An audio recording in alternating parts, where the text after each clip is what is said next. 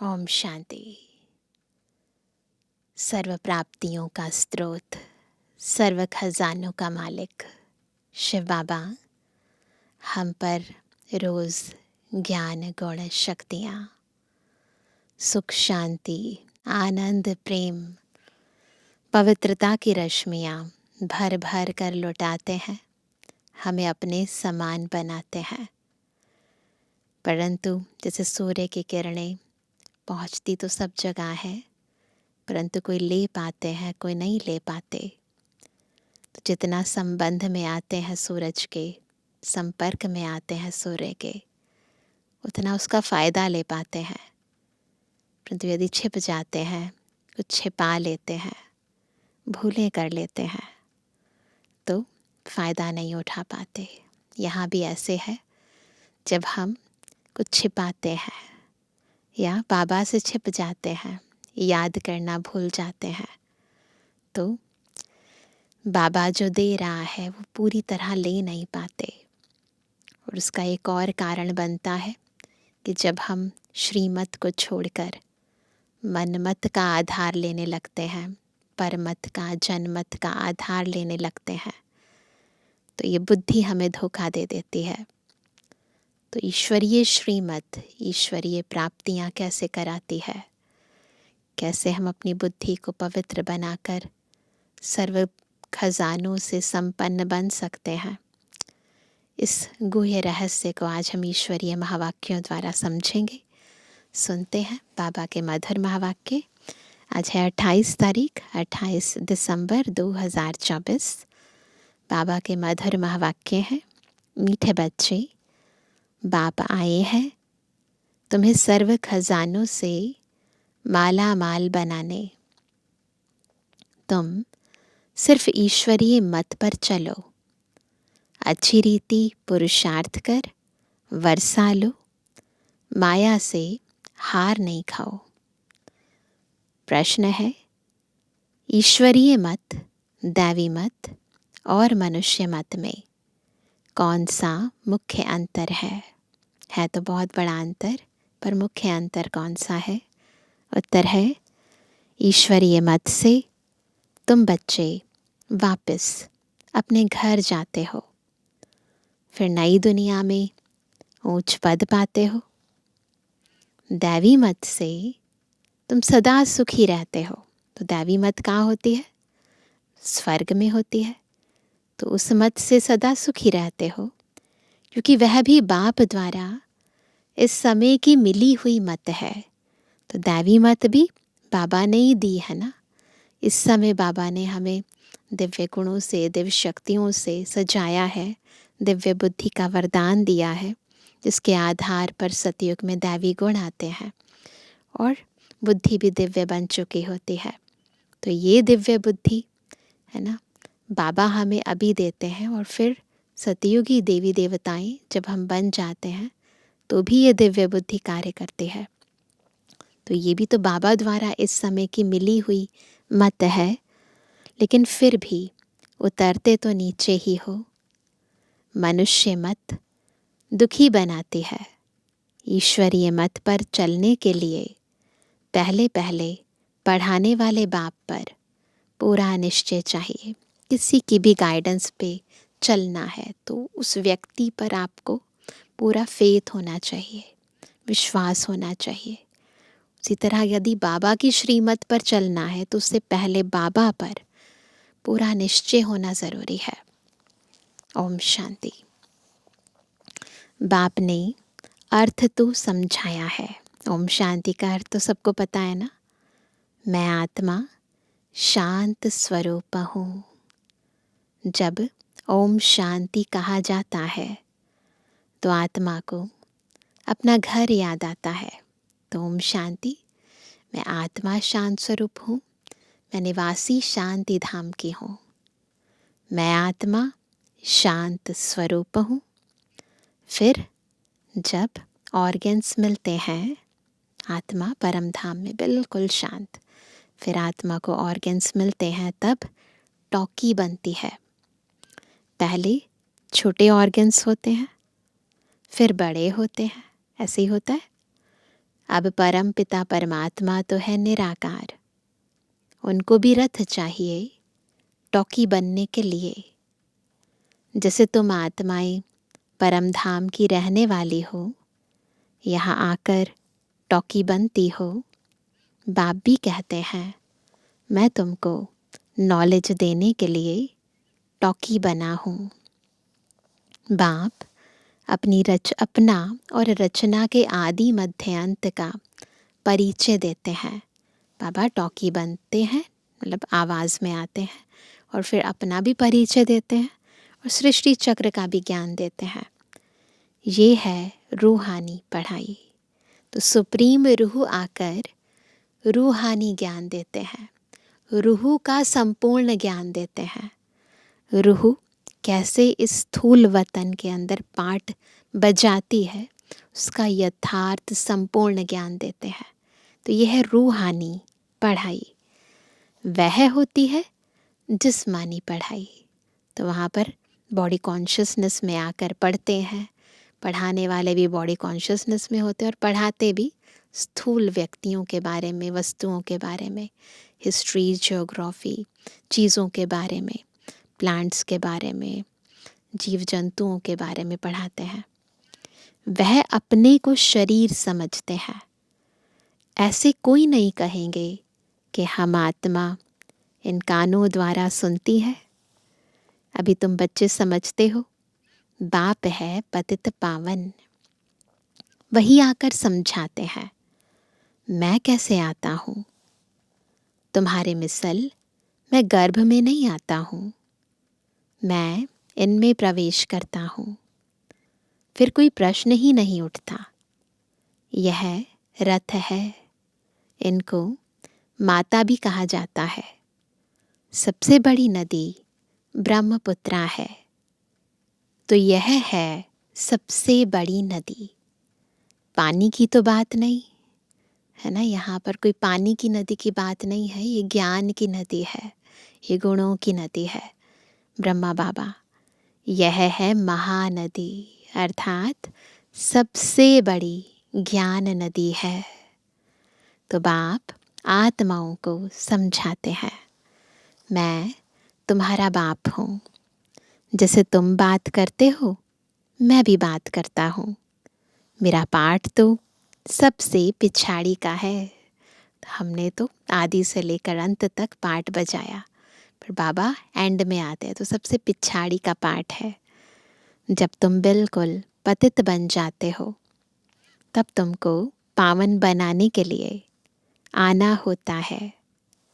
इन लक्ष्मी नारायण को ऐसा बनाने वाला कौन, सिवाय ईश्वर के और कोई के लिए कह नहीं सकेंगे। बेहद का बाप ही स्वर्ग का मालिक बनाते होंगे ना। बाप ही ज्ञान का सागर है। वही कहते हैं मैं इस मनुष्य सृष्टि का बीज रूप हूँ। मैं आदि मध्य अंत को जानता हूँ। मैं सत्य हूँ, मैं चैतन्य बीज रूप हूँ। इस सृष्टि रूपी झाड़ की मेरे में नॉलेज है। इसको सृष्टि चक्र अथवा ड्रामा कहा जाता है। यह फिरता ही रहता है। वह हद का ड्रामा 2 घंटे चलता है ना। इसकी रील कितनी बड़ी है, 5000 वर्ष की है। इतनी बड़ी रील है। जो टाइम पास होता जाता है 5000 वर्ष से कम होता जाता है। तुम जानते हो, पहले हम देवी देवता थे। अभी चक्र घुमाएंगे सभी बुद्धि में। पहले हम देवी देवता थे, फिर क्या हुआ, आहिस्ते आहिस्ते हम क्षत्रिय कुल में आ गए। यह सारा राज बुद्धि में है।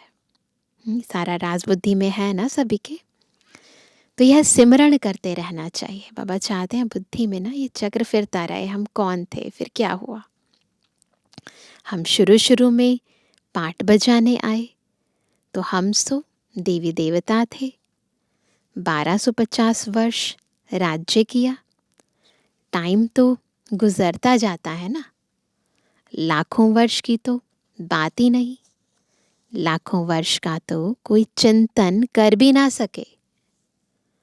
तुम बच्चे समझते हो हम यह देवी देवता थे, फिर क्या हुआ? पाठ बजाते, फिर पाठ बजाते वर्ष पिछाड़ी वर्ष पास करते करते अभी कितने वर्ष पास कर चुके हैं। धीरे धीरे सुख कम होता जाता है। हर एक चीज़ सतो प्रधान से सतो रजो तमो होती है, पुरानी ज़रूर होती है। यह फिर है बेहद की बात। यह सब बातें अच्छी रीति बुद्धि में धारण कर फिर औरों को समझाना है। ये राज जो है ड्रामा का, कि हर चीज़ नए से पुरानी होती ही है ना। एक है हद की चीज़ जो पहले नई होती है और फिर पुरानी हो जाती है। यह है बेहद की सृष्टि चक्र की बात, कि कैसे आत्मा पहले सतो प्रधान से फिर तमो प्रधान बन जाती है। तो ऐसे ये बातें समझानी है। सब तो एक जैसे नहीं होते, ज़रूर भिन्न भिन्न रीति समझाते होंगे। चक्र समझाना सबसे सहज है। ड्रामा और झाड़ दोनों मुख्य चित्र हैं। कल्प वृक्ष नाम है ना, कल्प की आयु कितने वर्ष की है यह कोई भी नहीं जानते। मनुष्यों की अनेक मत है, कोई क्या कहेंगे, कोई क्या कहेंगे। सबके जितने लोग उतनी बातें। अभी तुमने अनेक मनुष्य मत को भी समझा है और एक ईश्वरीय मत को भी समझा है। मनुष्य मत तो हर एक ग्रंथ में अलग अलग बातें, हर एक गुरु महात्मा की अलग बातें, परंतु ईश्वरीय मत एक है। तो कितना फर्क है। ईश्वरीय मत से तुमको फिर से नई दुनिया में जाना पड़े, और कोई की भी मत से, दैवी मत व मनुष्य मत से वापस नहीं जा सकते। दैवी मत से तुम उतरते ही हो, है ना। देवताओं की मत मिलती है, परंतु ऐसा नहीं कि उससे चढ़ते हैं, उतरते ही हैं, क्योंकि कला कम होती जाती है। आसुरी मत से भी उतरते हो, परंतु दैवी मत में सुख है, आसुरी मत में दुख है ना। दोनों ही मतों से आत्मा की कला तो कम ही होती है, लेकिन वहाँ कला कम होने के बावजूद भी सुख है दैवी मत के कारण। लेकिन यहाँ कला भी कम होती है आसुरी मत में, और साथ में दुख भी बहुत मिलता है। दैवी मत भी इस समय बाप की ही दी हुई है, इसलिए तुम सुखी रहते हो। बेहद का बाप कितना दूर दूर से आते हैं। मनुष्य कमाने के लिए बाहर जाते हैं, तो बाबा कमाने के लिए नहीं, हमारी कमाई कराने के लिए इतनी दूर से आते हैं। जब बहुत धन इकट्ठा होता है तो फिर आते हैं। बाप भी कहते हैं, मैं तुम बच्चों के लिए बहुत खजाना ले आता हूँ, क्योंकि जानता हूँ तुमको बहुत माल दिए थे, वह सब तुमने गवा दिया है। ऐसा बाबा है जो बस हम सबको सब कुछ लौटाने के लिए आया है। तुमसे ही बात करता हूँ जिन्होंने प्रैक्टिकल में गवाया है। किनसे बात की? जिन्होंने प्रैक्टिकल में गवाया। 5000 वर्ष की बात तुमको याद है ना, है ना। क्या से क्या बन गए। कहते हैं हाँ बाबा, 5000 वर्ष पहले आपसे मिले थे, आपने वर्षा दिया था, अब तुमको स्मृति आई है। बरोबर बेहद के बाप से बेहद का वर्षा लिया था। बाबा आपसे नई दुनिया की राजाई का वर्षा लिया था। अच्छा, फिर पुरुषार्थ करो। ऐसे नहीं कहो बाबा माया के भूत ने हमको हरा दिया। दे अभिमान के बाद ही तुम माया से हारते हो। लोभ किया, रिश्वत खाई, लाचारी की बात और है। बाबा जानते हैं लोभ के सिवाय पेट पूजा नहीं होगी, हर्जा नहीं। भल खाओ, परंतु कहाँ फंस नहीं मरना, फिर तुमको ही दुख होगा। तो कोई भी विकार है, चाहे किसी भी कारण से उस विकार के वशीभूत हुए हो, परंतु ये याद रखना कि किसी भी विकार के वशीभूत हम कोई भी कार्य करते हैं, उससे दुख ही मिलेगा। नेगेटिव चीज़ के आधार से कोई भी कार्य करने से नेगेटिविटी ही आती है, उससे सुख नहीं मिल सकता। पैसा मिलेगा, खुश हो जाएंगे। कहा पुलिस ने पकड़ लिया तो जेल में जाना पड़ेगा। ऐसा काम नहीं करो, उसका फिर रिस्पॉन्सिबल मैं नहीं हूँ। तो बाबा फिर लोभवश किए गए कर्म के कोई रिस्पॉन्सिबिलिटी नहीं लेते हैं। पाप करते हैं तो जेल में जाते हैं, तो जो करते हैं वो हम भरते हैं। बाबा इसीलिए हमारे कर्मों को ही श्रेष्ठ बनाते हैं। ऐसे नहीं कि बाबा आ गए हैं तो हर चीज़ अपने आप ही सब कुछ हो जाएगा। बाबा बस सिखाते हैं, टीचर है, पढ़ाते हैं, पढ़ाई के आधार पर चलते हैं तो आगे बढ़ते हैं। और अपोजिट काम करते हैं, विकारों के वशीभूत कार्य करते हैं तो फिर दुख भी भोगते हैं। वहाँ तो जेल आदि होता नहीं। तो ड्रामा के प्लान अनुसार जो कल्प पहले तुमको वर्षा मिला है, 21 जन्म लिए, वैसे ही फिर लेंगे। सारी राजधानी बनती है, गरीब प्रजा, साहूकार प्रजा, परंतु वहाँ दुख होता नहीं। यह बाप गारंटी करते हैं। सतयुग में पद होंगे, वैरायटी होंगे, परंतु वहाँ दुख किसी को नहीं होगा, ये बाबा गारंटी करते हैं। सब एक समान तो बन ना सके। सूर्यवंशी, चंद्रवंशी राजाई में सब चाहिए ना। ड्रामा है तो सब चाहिए।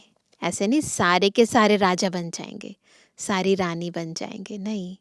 ड्रामा है, सब चाहिए। बच्चे जानते हैं कैसे बाप हमको विश्व की बादशाही देते हैं। फिर क्या होता है, बादशाही मिल गई, फिर हम उतरते हैं। स्मृति में आया ना, याद आया कैसे हम ऊपर चढ़े थे, फिर कैसे नीचे उतरे। स्कूल में पढ़ाई स्मृति में रहती है ना, यहाँ भी बाप स्मृति दिलाते हैं। यह रूहानी पढ़ाई दुनिया भर में, सारी दुनिया में देख लो, दुनिया भर में और कोई पढ़ा ना सके।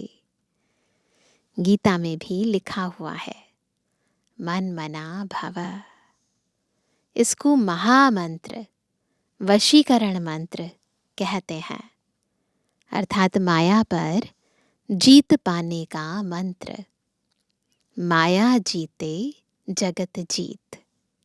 माया 5 विकार को कहा जाता है। रावण का चित्र बिल्कुल क्लियर है। 5 विकार स्त्री में, 5 विकार पुरुष में। इनसे गधा अर्थात टट्टू बन जाते हैं। किनसे? 5 विकारों से गधे के समान बन जाते हैं।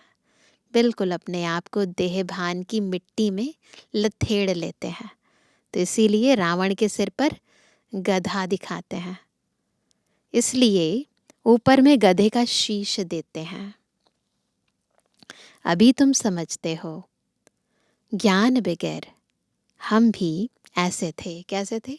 टट्टू जैसे थे, गधे जैसे थे। बाप कितना रमणीक रीति बैठ पढ़ाते हैं, इंटरेस्टिंग तरीके से पढ़ाते हैं। वह है सुप्रीम टीचर। उनसे जो हम पढ़ते हैं वह फिर औरों को सुनाते हैं। पहले तो पढ़ाने वाले में निश्चय कराना चाहिए, इम्पॉर्टेंट है। पहले हमें बाबा पर निश्चय बिठाना है।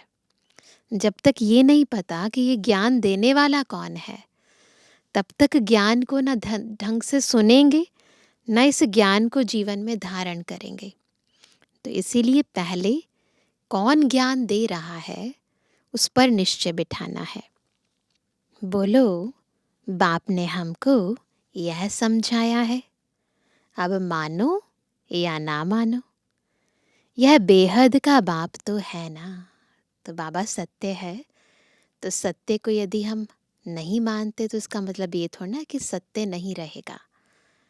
तो ना मानने से सत्य नहीं खत्म हो जाता।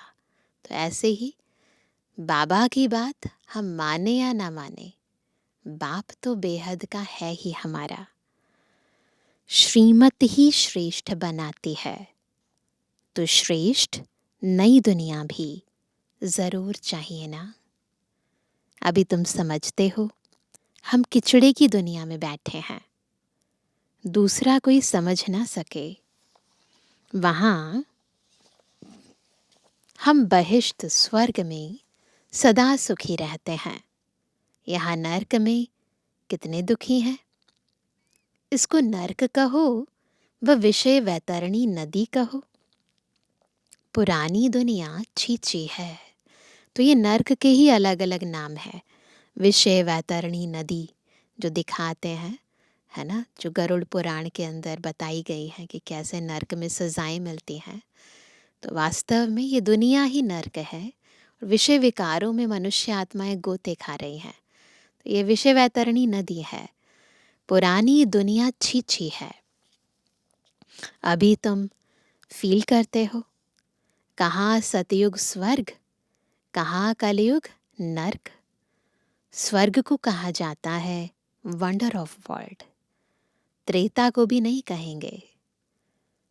यहाँ इस गंदी दुनिया में रहने में मनुष्यों को कितनी खुशी होती है। विष्टा के कीड़े को भ्रमरी भूं भूं कर आप समान बनाती है। तो हम आत्माएं भी जैसे विषय विकारों में थे, तो बाबा कहते हैं कि हम दुनिया वाले जो विष्टा के कीड़े बन चुके हैं, उनको ईश्वरीय ज्ञान देकर अपने समान बना देते हैं। तुम भी किचड़े में पड़े हुए थे, मैंने आकर भूं भूं कर तुमको कीड़े से अर्थात शूद्र से ब्राह्मण बनाया है। तो बाबा ने ईश्वरीय ज्ञान देकर बिल्कुल आत्मा के अंतर का स्वरूप ही बदल दिया। अभी तुम डबल सिर ताज बनते हो, तो कितनी खुशी रहनी चाहिए। पुरुषार्थ भी पूरा करना चाहिए। बेहद का बाप समझानी तो बहुत सहज देते हैं, दिल से लगता भी है। बाबा सच सच कहते हैं। इस समय सभी माया की दुबन में फंसे हुए हैं, दलदल में फंसे हैं।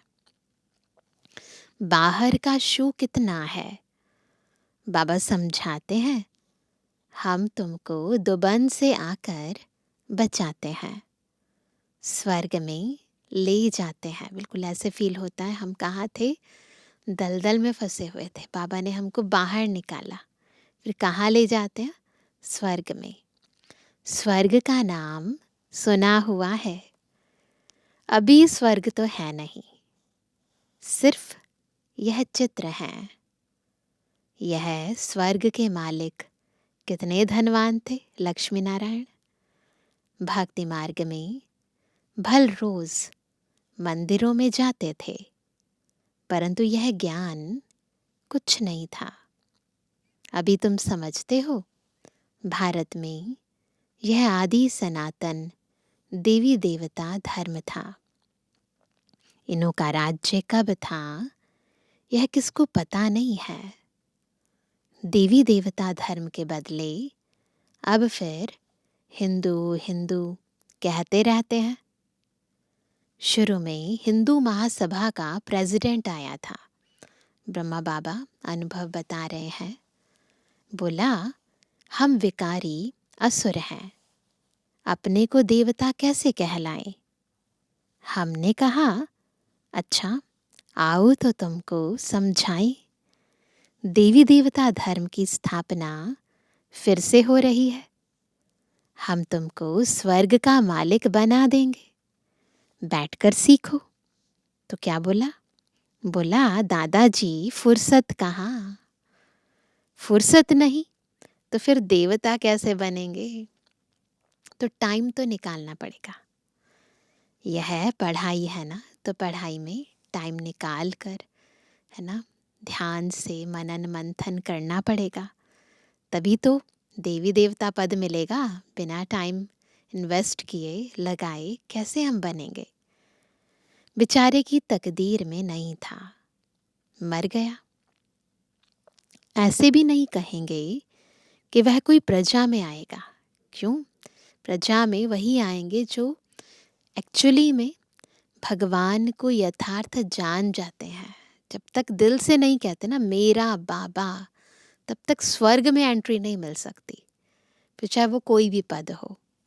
नहीं, ऐसे ही चला आया था, सुना था यहाँ पवित्रता का ज्ञान मिलता है, परंतु सतयुग में तो आ ना सके। फिर भी हिंदू धर्म में ही आएंगे। तुम बच्चे समझते हो, माया बड़ी प्रबल है, कोई ना कोई भूल कराती रहती है, जाने अनजाने। कई बार ये जानते हुए भी भूले हो जाते हैं। कभी कोई उल्टा सुल्टा पाप हो तो बाप को सच्ची दिल से सुनाना है। रावण की दुनिया में पाप तो होते ही रहते हैं। देहभानवश कुछ न कुछ गलत काम हो जाता है। कहते हैं हम जन्म जन्मांतर के पापी हैं। यह किसने कहा? कौन कहता है कि मैं जन्म जन्मांतर की पापी हूं? आत्मा कहती है। बाप के आगे या देवताओं के आगे? यही करते हैं ना, मंदिरों में जाते हैं या तो शिवलिंग के आगे या देवी देवताओं के आगे। अभी तो तुम फील करते हो, बरोबर हम जन्म जन्मांतर के पापी थे। पहले तो केवल मुख से बोलते थे, अभी अंदर तक फील करके बोलते हैं। समझ में आता है कि हमने देहभानवश कितने पाप कर्म किए हैं। रावण राज्य में पाप जरूर किए हैं। अनेक जन्मों के पाप तो वर्णन नहीं कर सकते हो। इस जन्म का वर्णन कर सकते हैं, वह सुनाने से भी हल्का हो जाएगा। तो इसीलिए जितना याद है कि हमने क्या क्या गलतियां की हैं, बाबा को सच्चे दिल से सुना दो। सर्जन के आगे बीमारी सुनानी है, फलाने को मारा, चोरी की, इस सुनाने में लज्जा नहीं आती है। विकार की बात सुनाने में लज्जा आती है। सर्जन से लज्जा करेंगे तो बीमारी छूटेगी कैसे? तो इसलिए बाबा से कुछ नहीं छिपाना। कितना भी कोई गलत कार्य करो, पर बाबा के सामने सच सच बताना है। फिर अंदर दिल को खाती रहेगी।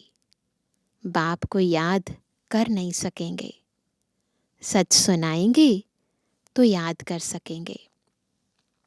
बाप कहते हैं मैं सर्जन तुम्हारी कितनी दवाई करता हूँ, बीमारी कितनी कड़ी है, तो बाबा भी हमारी कितनी दवाई करते हैं। तुम्हारी काया सदैव कंचन रहेगी, ऐसी दवाई कर देते हैं जो हमारी काया सदैव कंचन बन जाती है। सर्जन को बताने से हल्का हो जाता है। वैसे भी बीमार भी हो ना, तो किसी को अपने दिल की बात बताओ कि कैसे दर्द हो रहा है, कैसे हुआ, तो उससे भी हल्का हो जाता है।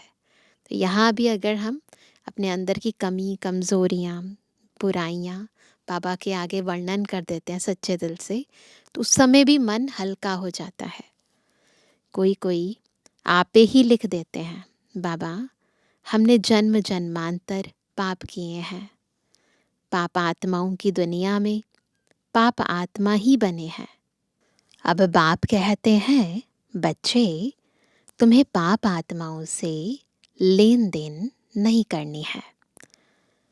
सच्चा सतगुरु अकाल मूरत है बाप, वह कभी पुनर्जन्म में नहीं आते हैं।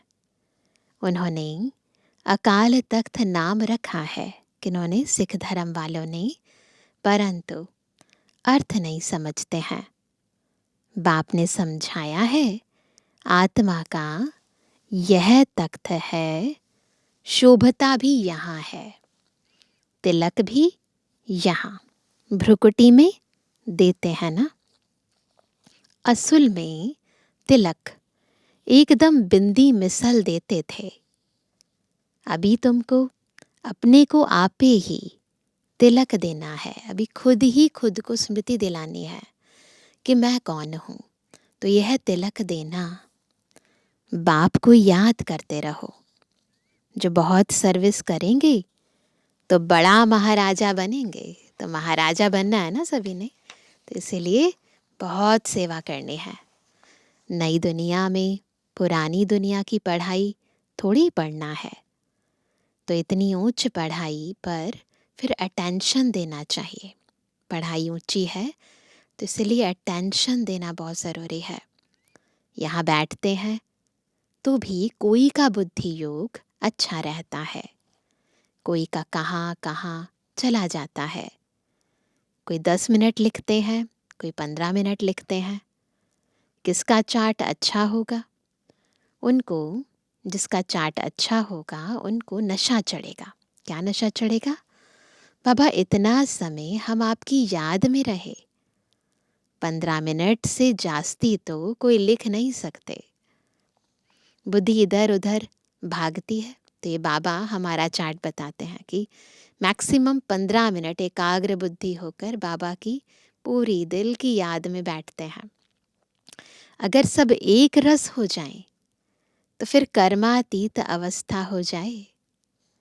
बाप कितनी मीठी मीठी लवली बातें सुनाते हैं।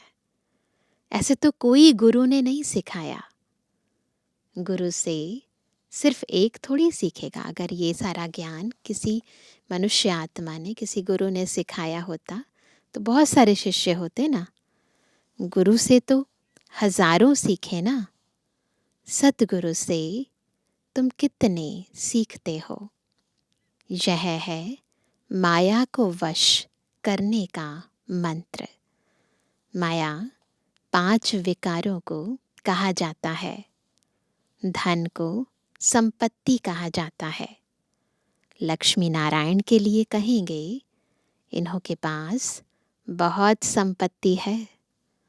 लक्ष्मी नारायण को कभी मात पिता नहीं कहेंगे।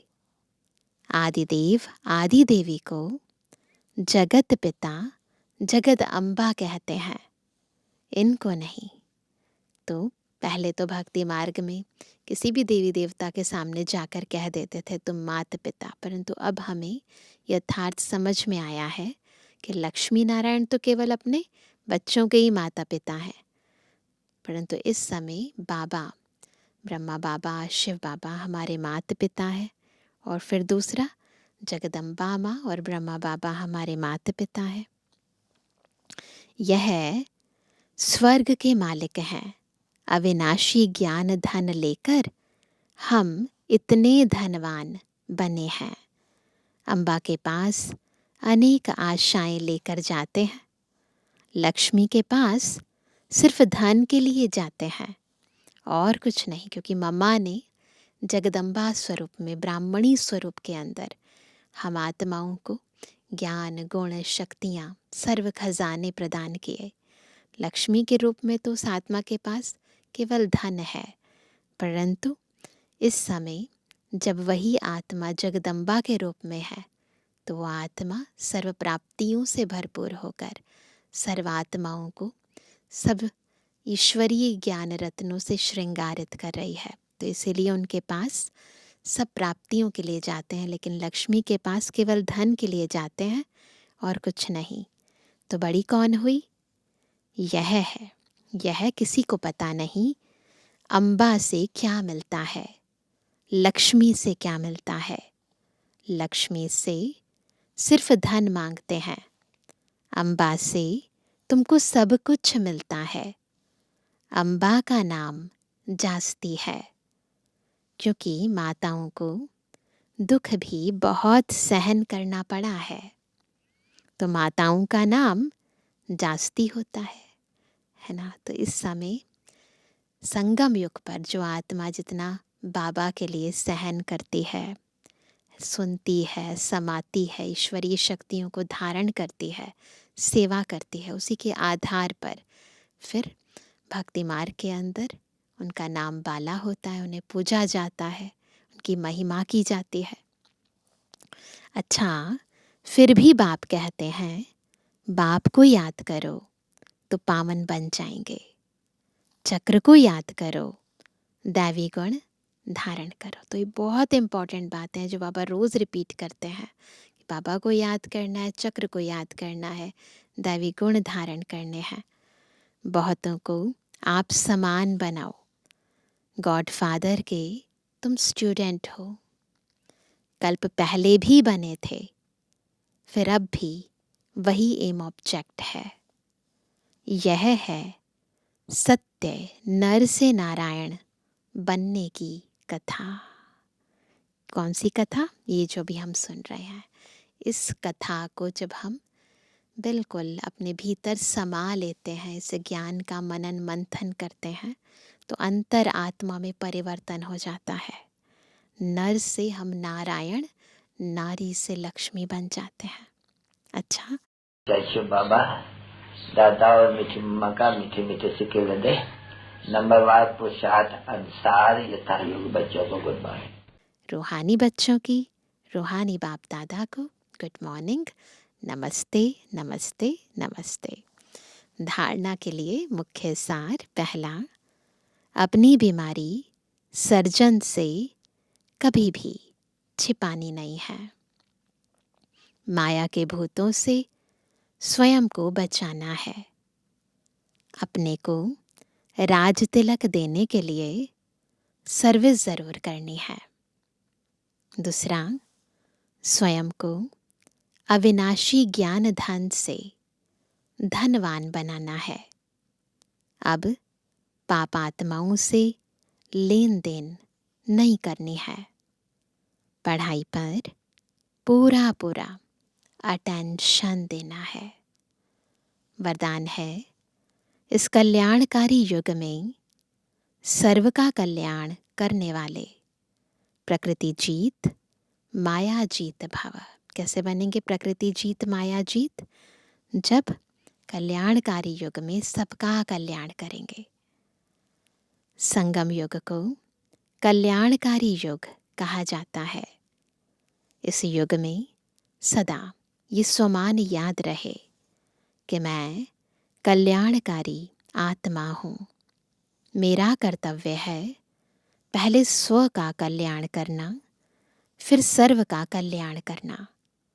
मनुष्य आत्माएं तो क्या हम प्रकृति का भी कल्याण करने वाले हैं। केवल मनुष्य आत्माओं का नहीं, अभी तो प्रकृति का भी हम कल्याण करने वाले हैं। इसलिए प्रकृति जीत माया जीत कहलाते हैं। जब आत्मा पुरुष प्रकृति जीत बन जाती है तो प्रकृति भी सुखदाई बन जाती है। प्रकृति व माया की हलचल में आ नहीं सकते। उन्हों पर अकल्याण के वायुमंडल का प्रभाव पड़ नहीं सकता। स्लोगन है, एक दूसरे के विचारों को सम्मान दो तो माननीय आत्मा बन जाएंगे। तो यदि माननीय बनना है तो उसके लिए एक दूसरे की बातों को सम्मान देना है। अभी सुनते हैं आज का अव्यक्त इशारा। संतुष्टता ब्राह्मणों का विशेष लक्षण है। स्वयं से भी संतुष्ट और औरों से भी संतुष्ट रहो। जो पाठ मिला है उसमें संतुष्ट रहना ही आगे बढ़ना है। ये नहीं कि वैसा बन जाए, उसके जैसा मुझे भी मिल जाए। आपको जो रोल मिला है उस रोल को अच्छे से बजाओ, यही आगे बढ़ना है। कितना भी कड़ा पेपर आ जाए लेकिन संतुष्ट रहना है और संतुष्ट करना है। अपने अनादि स्वरूप में स्थित होने से, कौन सा स्वरूप? अनादि स्वरूप। स्वरूप में स्थित होने से स्वयं भी स्वयं से संतुष्ट रहेंगे और औरों को भी संतुष्टता की विशेषता अनुभव कराते रहेंगे। तो बहुत अच्छा तरीका बाबा ने बताया कि बार बार अपने अनादि स्वरूप में स्थित होने का अभ्यास करना है। खुद भी संतुष्ट रहेंगे और लोग भी हमसे संतुष्ट रहेंगे। अच्छा, ओम शांति।